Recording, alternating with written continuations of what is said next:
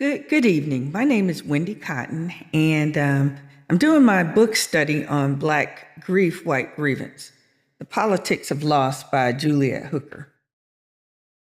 So Hooker's work does not simply assess democratic fragility. It challenges the moral foundations of American democracy.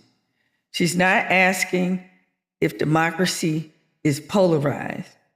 She poses a more uncomfortable question, which is, who is expected to lose and who has historically been shielded from loss in order for democracy to work? So this isn't just political philosophy. It's a reckoning.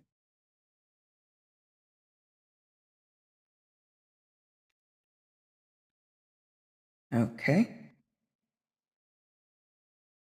Hooker is a professor of political science at Brown University. She's one of the foremost and sought after theorists on the intersection of race and democracy and comparative political thought. She draws on her history, her ethnicity, and her history as from being an African American as well as a Latino American. And so her political thought comes from those foundations. She also examines political science from critical race theory. And so she uses those constructs to interrogate the foundational structures of American governance. Hooker's central argument in Black Grief, White Grievance is that racial hierarchy is not accidental to American democracy. Instead, it's an integral part of it. It's baked in the fabric of American democracy. And so this is the crux of her book. Her key areas of inquiry: race and democratic theory, American political thought, comparative political theory, and distribution of democratic loss. Hooker's book is arranged in by four chapters. So we have the introduction, and we have four distinct chapters as well as a conclusion. And so we'll focus each chapter on the theme of that chapter, the focus, reflective questions, and the implications for pastoral theology and public leadership. This. All right, so Hooker introduces her work by addressing the unequal distribution of loss. And she makes the point in her argument that loss is it's inevitable and it is widespread, but it is not equally shared. So that's the crux of her book, that loss in American democracy is not equally shared, it's not equally distributed. And so she focuses on the disproportionate burden of loss and grief in American democracy. Analytical focus is that this uneven distribution of democracy it goes along racial lines, and it raises some critical questions about the legitimacy of democratic outcomes. So one question for reflection in her introduction is, if democracy requires loss, then what would it mean to democratize its distribution rather than uphold the racial imbalance? Okay. It needs a remedy. It doesn't need to be upheld. And that is a reflective question from the introduction. The implications for pastoral theology is that pastors must name the structural inequality that is present in Black grief and Black suffering, as opposed to spiritualizing it and pacifying it and acting as if it does not exist. It does exist. It needs to be named, and there needs to be space for communal lament. For public leaders, they must not only name it, but they've got to confront it in the capacities that they are able to do so. The racialized asymmetries, the unequal distribution of democratic loss, and actively seek and pursue policy changes to the extent that they are able, so that the distribution is not just on those who are most fragile. Chapter 1, Hooker deals with the democratic labor of losing. And she argues that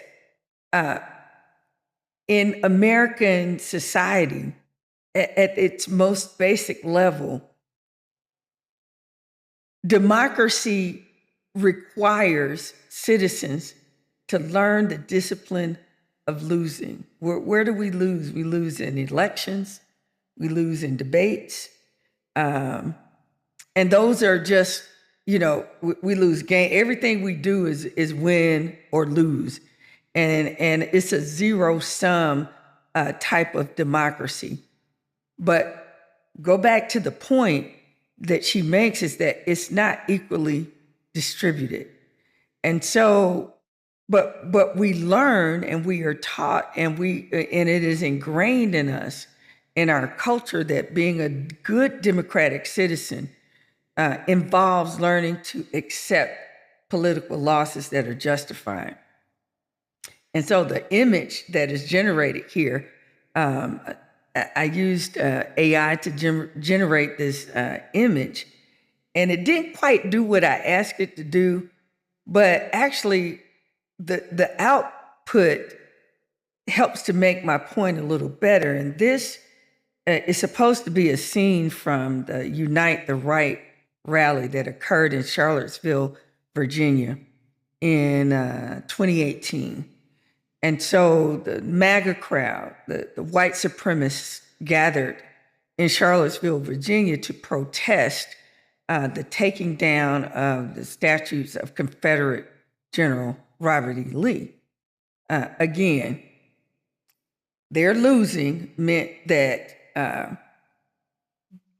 that we were winning, or that the other side was winning, and there was no consideration for the damage, for the grief, what this statute symbolized, the Confederate flags, what it symbolized was hurtful and damaging to a whole group of people for generations, not just for the present, not just for the past, but it has been ongoing. And so what is ironic about this picture is that you see whites and the MAGA crowd, Confederate white supremacists holding the Confederate flags. And I remember distinctly what they were chanting is that Jews will not replace us. But what is actually ironic about this picture is that you see African American men intertwined in this group of people who are marching to uphold statutes that will remind them that they were slaves, that will remind them that they are less than a man, yet they have aligned themselves with the people who mean them no good. And so that is what I find just so ironic about this picture, and I decided to keep it for that reason and not modify any further, because it illustrated the point that we are, as marginalized people, we're expected to accept loss. and not lament, to the extent that some people identify with the oppressors.